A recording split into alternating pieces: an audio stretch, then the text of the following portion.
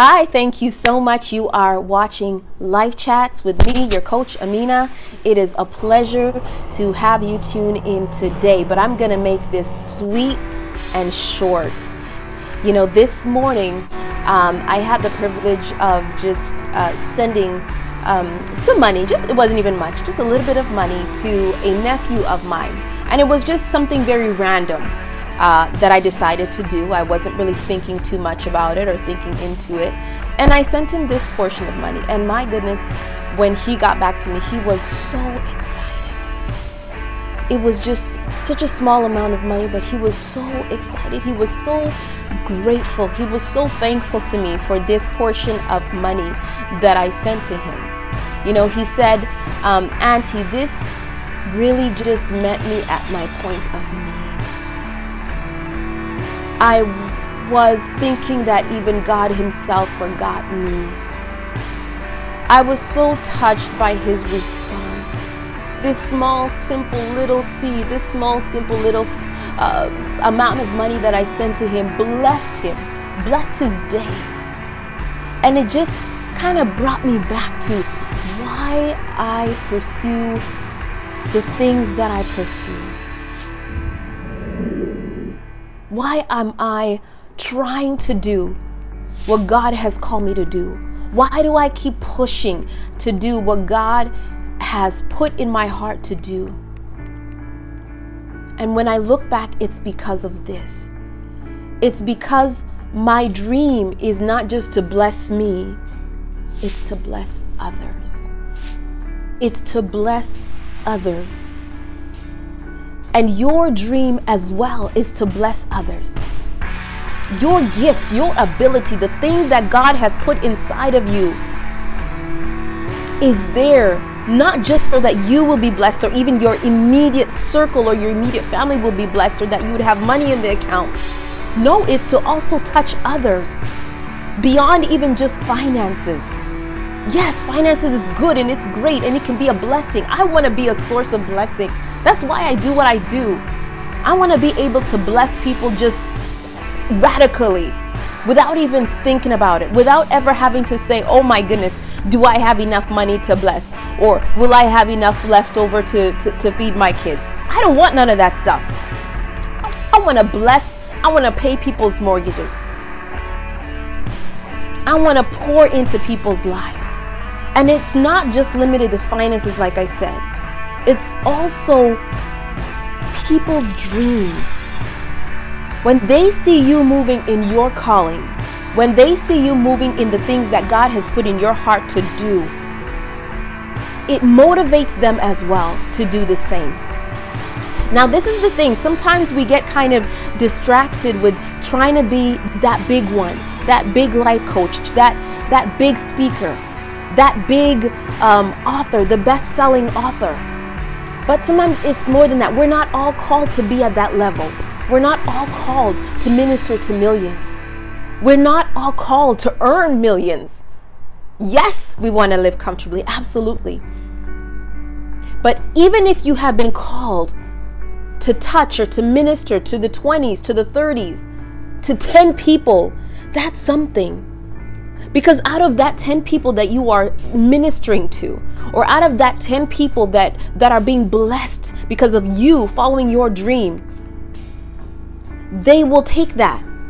And maybe they're the ones who are called to now minister to millions. You see how that works? And I'll show you that because I think it's John 14:12. Jesus says to his disciples, and greater things shall you also do. Even greater works shall you do. There are people that you are mentoring. There are people that are seeing you walk in your dream. There are people that are going to see you walk in your destiny. There are people going to see you walk and struggle, because sometimes it's not easy. Sometimes we want to quit. Sometimes we want to draw back. Sometimes fear starts to cripple us. And we say, who am I? I'm inadequate. What do I have to give to somebody? All those things begin to just tear our minds apart and can just put us in a place where we're just not moving. We're dormant. That's not God's will for you. That is not God's will for you. So you need to remember that it's not just about you. It's about the people that you will affect. It's about the people that will be touched. It's about the people that you'll be able to be a blessing to, financially, spiritually. Come on. Don't quit. Sometimes you allow people's words to cripple you. Oh my goodness, I've been there. I have been there. I know how it feels. Sometimes just one word will just set you back. Like, maybe I'm not supposed to do this. Sometimes you just think maybe I'm crazy. Because you could be the only person that seems to be trying and hungering to pursue your dream amongst your friends of 30. Everybody's working. They're doing the 9 to 5, and here you are. But what God has put inside of you, strive to achieve it. There's one thing that I fear in life, or when it comes to eternity, and I've shared this with many people before, so it might not be the first time you're hearing me saying it, and it may not be the last. I don't want to get to heaven. It's not enough for me to know God. It's not enough for me to know Jesus. I want to know Jesus, and I want to do what He has called me to do. I don't want to go to heaven and He say, look, Amina, I had this, and this for you to do. What happened? I don't want that to be my portion, and I don't want it to be your portion. So my message again to you today is don't quit. Don't give up. If God be for you, who can be against you? If God is for you, who can be against you? There's a beautiful song that says, that talks about walking on water, putting my feet deep in the water, trusting wherever you will call me, wherever you will lead me. If God has gone before you, that's all you need to know. The rest sometimes just has to be done by faith. By faith. For me, that's how God works in my life. And I will make another video in regards to that, because I know that will bless somebody.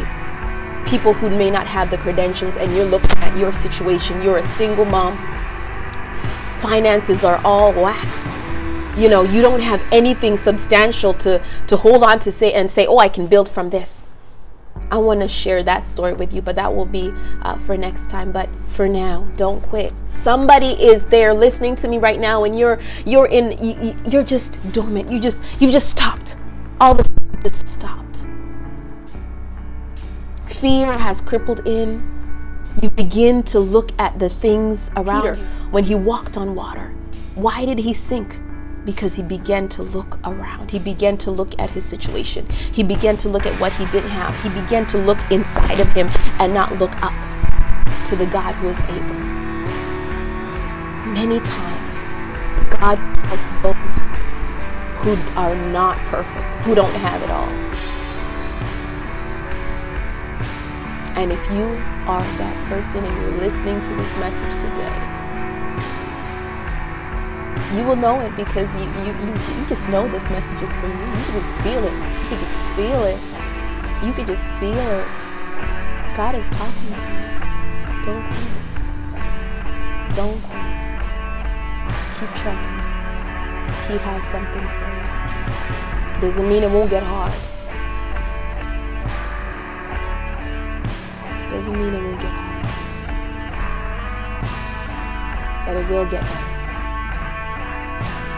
I sincerely hope you have been blessed by this message. I always love hearing from you who are able to view my videos on it. So please let me know. I'm not too worried about how I look or how I sound.